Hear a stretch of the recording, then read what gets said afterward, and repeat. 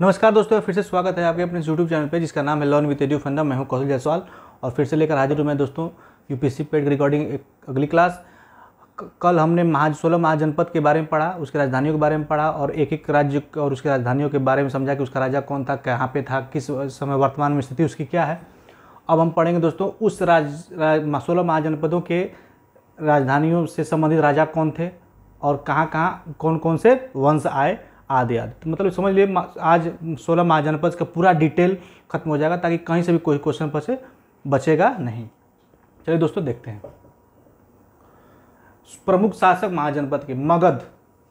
मगध में किसका राज्य था दोस्तों? कौन कौन राजा हुआ? बिंबिसार हुआ, अजातशत्रु हुआ और शिशुनाग हुआ। आपको याद होगा कि शिशुनाग के बाद में उसे मिला लिया था। अजातशत्रु ने ही कौशल को अपने अधीन कर लिया था। अवंती का सबसे प्रसिद्ध राजा कौन था? चंडप्रद्योत। काशी का कौन था? बानर और अश्वसेन। कौशल का प्रसेनजीत। ये भी ऐसे भी पूछ सकता है दोस्तों कि बिंबिसार, अजातशत्रु या शिशुनाग का संबंध किस 16 महाजनपदों में से किस जनपद से था? तो मगध से था। चंडप्रद्योत का किस जनपद से था? तो अवंती से था। अश्वसेन का संबंध किस जनपद से था? तो काशी से। प्रसेनजीत का कौशल से। नेक्स्ट चलते हैं। अंग ब्रह्मदत्त का संबंध किस जनपद से था दोस्तों? अंग से। चेदी का संबंध उपचार से। वध का संबंध उदयन से। कुरु का संबंध कौरव्य से और मत्स्य का संबंध विराट से। राजा विराट ने ही विराटनगर को बसाया था। सुरसेन का संबंध किससे था? अवंती पुत्र से। और गांधार का जनपद का संबंध किस राजा से था? चंद्रवर्मन और सुदक्षिण से। चलिए दोस्तों, इसको एकदम एक कहानी की तरह सेट किया हूं ताकि आराम समझ में आ जाए। चलिए देखते हैं। 6ठी शताब्दी ईसा पूर्व के उत्तरार्ध में 4 राज्य अत्यधिक शक्तिशाली थे। कौन कौन दोस्तों? काशी, कौशल, मगध और वज्रसंघ। वज्रसंघ एकमात्र गणतंत्र जनपद था। लगभग 100 साल तक ये अपने राजनीतिक प्रभुत्व के लिए लड़ते रहे। अंततोगत्वा मगध को विजय मिली एवं यह उत्तर भारत में राजनीतिक गतिविधियों का केंद्रीय स्थल हो गया। आपको पता होगा कि मगध काफी शक्तिशाली राज्य था। अब देखते हैं हर्यक वंश दोस्तों। हर्यक वंश इंपॉर्टेंट है, इसको देख लीजिए। हर्यक वंश बिंबिसार, जिसका राज्य कब से कब तक था दोस्तों? 541 से 452 ईस्वी पूरा तक था। हर्यक वंश का सबसे प्रतापी राजा था श्रेणिक या बिंबिसार। श्रेणिक या बिंबिसार। यह बुद्ध का समकालीन था। तथा महावंश के अनुसार यह 15 वर्ष की अवस्था में गद्दी पर बैठा। किस अवस्था में? 15 वर्ष की अवस्था में।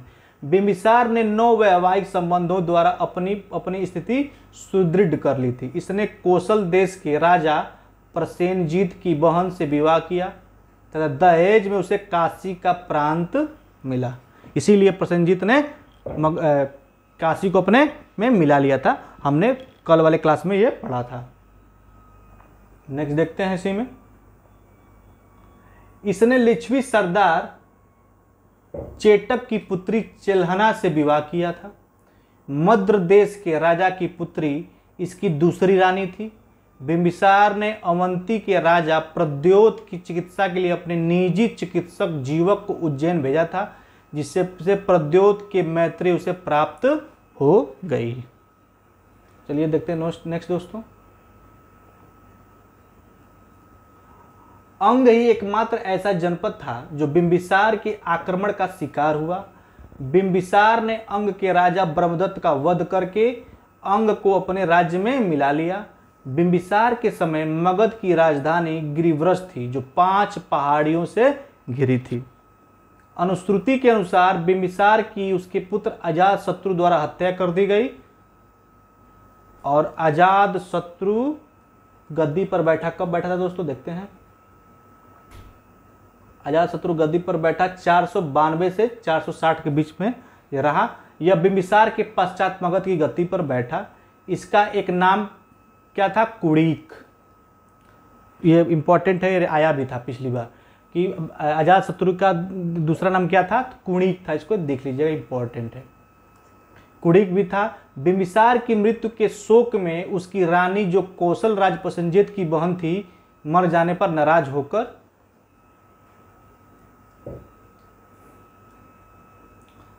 होकर प्रसेनजीत ने काशी प्रांत में पुनः वापस ले लिया और काशी के प्रश्न पर अजातशत्रु एवं प्रसेनजीत में युद्ध छिड़ गया। कौशल की हार हुई, परंतु दोनों में संधि हो गई। काशी पर पुनः मगध का अधिकार हो गया एवं कौशल की राजकुमारी की शादी अजातशत्रु के साथ हो गई। नेक्स्ट चलते हैं दोस्तों, इसको कहानी की तरह याद करेंगे तो ये जल्दी याद हो जाएगा। अजातशत्रु को वज्र संघ के साथ भी युद्ध हुआ। अजातशत्रु ने अपने एक ब्राह्मण मंत्री वत्सकार को वज्र संघ में फूट डालने के लिए भेजा। वत्सकार सफल हुआ और अजातशत्रु ने वज्र संघ को पराजित कर दिया। अजातशत्रु के समय राजगृह में लगभग 483 से पूर्व बौद्धों की प्रथम बौद्ध संगति हुई थी। मैंने बताया था कि पहली बौद्ध संगति 483, दूसरी बौद्ध संगति 383 किसने किया था? काला अशोक ने। तृतीय बौद्ध संगति 251 किसने किया था? अशोक ने। चौथी बौद्ध संगति प्रथम शताब्दी में हुई थी, कुंडलवन कश्मीर में कनिष्क ने कराई थी। तो उदयन, अजातशत्रु के बाद से गद्दी पर कौन बैठा दोस्तों? उदयन बैठा था 460 से 444 ईस्वी में। अजातशत्रु के पश्चात उदयन सिंहासन पर बैठा। इसके समय में गंगा एवं सोन के संगम पर पाटलिपुत्र की स्थापना हुई। तो पाटलिपुत्र की स्थापना किसने की थी दोस्तों? उदयन ने। ये आता है क्वेश्चन। उदयन के पश्चात क्रमशः अनिरुद्ध मुंड तथा दर्शक सिंहासन पर बैठे। ये इनका इतना इंपॉर्टेंट नहीं है। उसका किसका स्थापना होता है दोस्तों? प्रसेनजीत कहता है। किसने की थी? शिशुनाग वंश, शिशुनाग में। अब देखिए इसकी, अब शिशुनाग वंश आता है। शिशुनाग, इसने अपने शासक वंश की स्थापना की। यह प्रारंभ में हर्यक वंश के अंतिम नरेश नागदासक का मंत्री था। नागदासक के नागरिकों द्वारा निर्वासित कर दिए जाने के पश्चात यह मगध का राजा अभिषिक्त हुआ। शिशुनाग ने अवंती को परास्त कर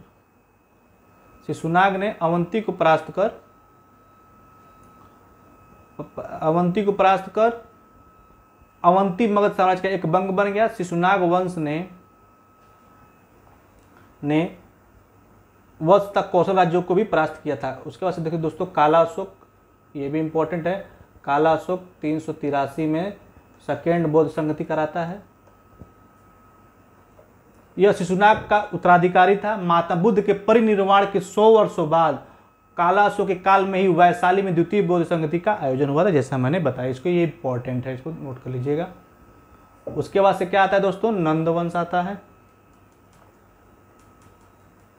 काला अशोक के कमजोर उत्तराधिकारियों को हराकर शासन सत्ता नंद वंश ने हथिया लिया। यह वंश निम्न कुलोत्पन्न था। नंद वंश की स्थापना महानंदी ने की थी। किसने की थी दोस्तों? महानंदी ने की थी। महापद्मानंद ने शीघ्र ही इसका वध कर दिया। अब पुराणों में महापद्मानंद को सर्वक्षत्रांतक कहा गया है। इसने कलिंग को जीतकर अपने राज्य में मिला लिया था, क्षत्रियों को का वध करने वाला। यह एक बड़ा राज्य स्थापित करके इसने एक छत्र एवं एक राट का पद धारण किया। महापद्मानंद के 8 पुत्र थे। घनानंद नंद वंश का अंतिम राजा था। घनानंद वही है दोस्तों जिसने चाणक्य की बेइज्जती की थी। घनानंद वही नंद वंश का अंतिम सम्राट जिसने चाणक्य की बेइज्जती की थी। बाद में चंद्रगुप्त मौर्य के जरिए उस पर युद्ध करवा कर उसका समूल नाश करवाता है, वही घनानंद है ये। इसके काल में सिकंदर ने पश्चिमोत्तर पर भारत पर आक्रमण कर दिया, परंतु मगध की सीमा इस आक्रमण से अछूती रही। इसी घनानंद को मारकर चंद्रगुप्त मौर्य ने मगध का राज सिंहासन हस्तगत कर लिया था। राजतंत्रों का इतना इंपॉर्टेंट नहीं दोस्तों, चलते हैं इसमें।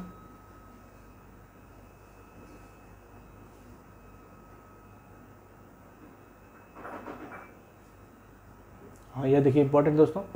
राजतंत्रों में इस काल में हम परिषद नाम की एक छोटी संस्था के बारे में सुनते हैं। इस परिषद में केवल ब्राह्मण होते थे। महामात्र नामक उच्च अधिकारियों की एक वर्ग का उदय इस काल में प्रशासन संबंधी विकास की सबसे मुख्य विशेषता है। अमात्यों में से कई प्रकार के कर्मचारी नियुक्त होते थे यथा सर्वार्थक, न्यायकर्ता, राज्यग्राहक। देखिए क्या ये सब पूछता है कभी दोस्तों, ये शब्दावली पूछता है। देखिए नहीं तो यथा सर्व न्यायकर्ता मतलब व्यवहारिक, रज्जुग्राहक किसे कहते हैं? भूमि संबंधी माप करने वाला। रज्जुग्राहक किसे कहते थे दोस्तों? रज्जु या रज्जुग्राहक किसे कहते थे? जो भूमि संबंधी माप करता था। द्रोण मापक किसे कहते थे? उपज में हिस्से की माप करने वाले को द्रोण मापक कहते थे। ये पूछता है, इंपॉर्टेंट है, इसको नोट कर लीजिएगा। ग्राम का प्रशासन ग्रामीणी के हाथों में था, जिसे अब ग्राम प्रधान या ग्राम भोजक कहा जाता है। ग्राम प्रधानों का अत्यधिक महत्व था एवं उनका राजाओं के साथ सीधा संबंध था। ग्राम में कानून व्यवस्था बनाए रखना एवं अपने ग्राम में कर वसूलना उनका मुख्य कार्य था। राजा स्थायी सेना रखते थे। सेना साधारणतः 4 भागों में विभाजित होती थी। पदाती, अश्वारोही और मतलब पैदल सैनिकों की संख्या, अश्वारोही घुड़सवारों की संख्या, रथ और हाथी वाले। कर संबंधी व्यवस्था सुदृढ़ आधार पर स्थापित थी। योद्धा और पुरोहित करों के भुगतान से मुक्त थे। मतलब योद्धा जो थे और ब्राह्मण जो पूजा पाठ करते थे उन्हें कर नहीं देना पड़ता राज्य को। करों का बोझ मुख्यतः किसानों पर था। वैदिक काल में स्वैच्छिक रूप से प्राप्त होने वाला बलि इस काल में अनिवार्य कर बन गया था। एक था बलि कर, ये कर का एक प्रकार है, ये कर का प्रकार है, ये इंपॉर्टेंट था, सबको देना पड़ता था। कर संग्रह करने वाले अधिकारी में सबसे प्रधान ग्राम कौन होता था? भोजक। कर संग्रह करने वाले अधिकारियों में सबसे प्रधान ग्राम भोजक होता था। ये भी पूछ सकता है दोस्तों, किस प्रकार कर लिया जाता था? देखिए, उपज का छठा भाग कर के रूप में लिया जाता था। कौन सा भाग दोस्तों? छठा भाग। उपज का छठा भाग कर के रूप में लिया जाता था। इसके अतिरिक्त राजकीय करों में दुग्ध धन जो राजा के पुत्र के जन्म के अवसर पर दिया जाता था तथा व्यापारियों से प्राप्त किए गए चुंगी का भी उल्लेख किया जा सकता है। करों के अतिरिक्त लोगों को बेगार करने के लिए भी बाध्य किया जाता था, मतलब बिना पैसा के काम करना। गणतंत्र का प्रशासन देख लीजिए दोस्तों। खोडस 16 महाजनपदों के अतिरिक्त हमें इस काल में गणराज्यों का भी उल्लेख प्राप्त है। इसमें प्रमुख गणराज्य थे शाक्य, जिनकी राजधानी कपिलवस्तु थी। लिच्छवी संघ के गण के राज्य कौन थे? महात्मा बुद्ध के पिता शुद्धोधन शाक्य गढ़ के ही प्रधान थे, जिनकी राजधानी कपिलवस्तु थी। लिच्छवी संघ और मल्ल आदि गणराज्यों में सरदार या राजा को दैवीय अधिकार नहीं होते थे तथा उनका चुनाव होता था। गणतंत्रों में वंशागत राजा नहीं बल्कि सभाओं के प्रति उत्तरदायी अनेक व्यक्ति कार्य करते थे। मतलब एक राजा नहीं होता था, गणतंत्र था, मतलब चुनाव चुनने का अधिकार था, वोटिंग सिस्टम था। प्रत्येक गणराज्य की अपनी परिषद या सभा होती थी। राजधानी में केंद्रीय परिषद के अलावा राज्य में प्रमुख स्थानों पर स्थानीय परिषदें भी होती थीं। अब देखिए यहाँ से, शासन का कार्य एक या कई सरदारों के हाथों में दिया जाता था। उन्हें राजन, गणराजन या संघ मुख्य कहते थे। राजन उपाधि का कभी कभी राज्य के सभी प्रधान व्यक्तियों के लिए प्रयोग होता था। लिच्छवियों में हम 1707 राजाओं के होने की बात सुनते हैं। एक बौद्ध ग्रंथ के साक्ष्य के अनुसार उन लोग बारी बारी से राज्य करते थे, ऐसा साक्ष्य में प्राप्त होता है।